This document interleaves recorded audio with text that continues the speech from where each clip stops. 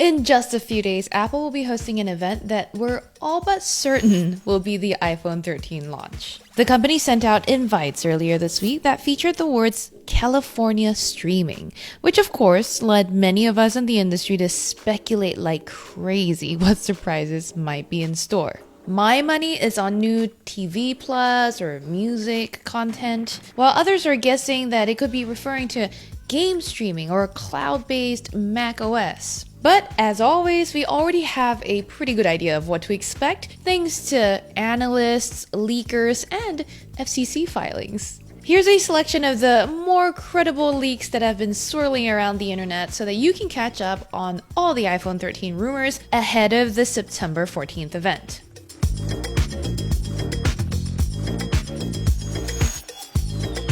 Just as there were 4 iPhone 12 models last year, we're expecting the same number of iPhone 13s next week. This was pretty much confirmed by an FCC filing about upcoming MagSafe updates, which didn't name them but referred to 4 new phone items in addition to the existing generation. Those 4 devices are most likely the iPhone 13 mini, the iPhone 13, iPhone 13 Pro, and Pro Max. And I'm personally glad that Apple is keeping the baby version around. As early as February this year, rumors of the new iPhones featuring always-on displays have been floating, and they've only gained traction since. This would allow Apple to constantly have the time and other system indicators constantly appear on your lock screen. Another popular rumor suggests the next iPhones will have smaller notches and that a 120Hz screen is coming to the Pro model. If that's true, Apple would be catching up to Samsung, although Google still hasn't hit that high of a refresh rate on its flagships yet. With the potential always-on display and faster refresh rates, it sounds like battery life might be a concern for Apple's new flagships. The company might be mitigating that by using lower power LTPO or low temperature polycrystalline oxide screens and bigger batteries. There's also talk of an in-display fingerprint reader coming to the iPhone 13 line, although the reports on that are less consistent. It'll also be strange since a Touch ID sensor hasn't been on the main iPhone line ever since the iPhone 10 was launched in 2017. Beyond their screens, the iPhones are also expected to get some camera upgrades. On the hardware front, we're reportedly getting improved ultra-wide cameras across the lineup with better sensors and lenses. As for imaging software, Apple is supposedly adding an automatic astrophotography feature and a portrait video mode that could blur out the background while you film. Samsung already offers this on its S21 series, so it'll be interesting to see how the two compare. A surprising recent rumor suggests the iPhone 13 might even support satellite communications, which could let you make emergency calls if you're out of a typical cellular coverage area. This would be a unique feature in most modern smartphones and almost hard to believe. But the report said Apple is using a modified Qualcomm radio to enable this, meaning the components could already be easily available, making it more possible that this could be coming this year. Externally, the phones aren't expected to look significantly different from their predecessors, other than a potentially grippier texture on their backs.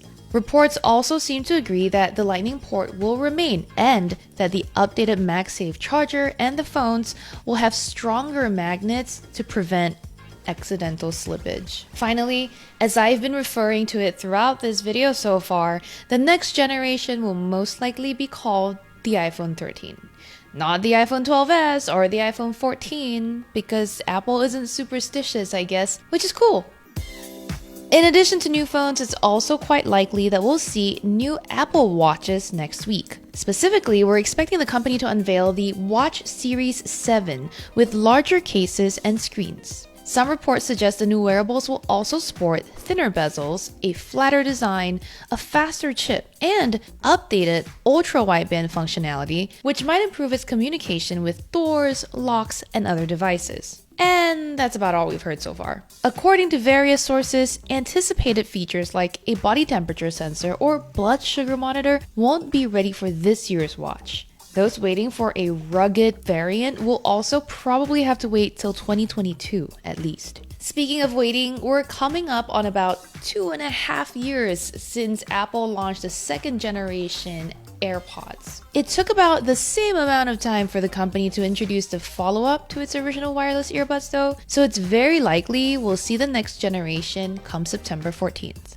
At some point, rumors suggest that they might arrive earlier this year. We're now well into the second half of 2021, and all we've seen of the third generation devices so far is a photo leaked in February. The image is purportedly of the regular AirPods, not the Pro, and includes their carrying case. This holder appears wider than the second gens, and the buds seem to have an in-ear design similar to the AirPods Pro. That fits with other rumors that have been swirling around. Beyond what can be seen in the picture, the Source 52 Audio also claimed that the third-gen AirPods would support active noise cancellation and spatial audio. That contradicts an earlier Bloomberg report that said those features wouldn't make it. The Bloomberg story did say the AirPods would offer a new chip and longer battery life though. Those three product lines seem all but guaranteed to show up at next week's launch, but let's not forget about the iPad. Apple's next entry-level tablet should be the iPad 9, and multiple reports from sources like Digitimes and Bloomberg's Mark Gurman suggest that it will arrive this month alongside the iPhones. An iPad mini 6 is also supposedly on the horizon. In general, rumors indicate that the iPad 9 is going to look quite similar to its predecessor, with a somewhat thinner design and slightly bigger screen. The more noteworthy upgrades are likely to be internal, with faster chips and more RAM being a popular speculation. If Apple does launch a new tablet next week, these incremental improvements do seem like a given. It's also possible that the iPad 9 may offer MagSafe support, although since the slate wasn't detailed in the FCC filing I mentioned earlier, this seems unlikely. As for the iPad mini 6, it appears as if a redesign might be in the works that would make the compact tablet look more like the M1 iPad Pro, with thinner bezels and a squarer design. It could also come with a USB-C port instead of Lightning, as well as a potential smart connector for keyboards and other accessories.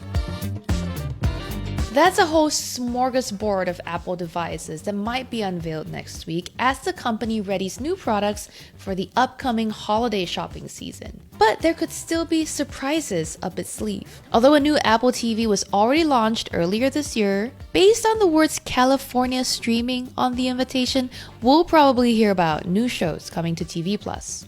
Bloomberg's Gurman also wrote in a newsletter that he's expecting some redesigned MacBook Pros coming between September and November this year, which could mean these would launch alongside the iPhones, or it could be saved for an event later in the year. Whatever you might be most interested in seeing come September 14th, it's clear Apple has plenty to show off. We'll be hosting a live show right here on the Engadget YouTube channel so that we can all be excited or disappointed together in real time.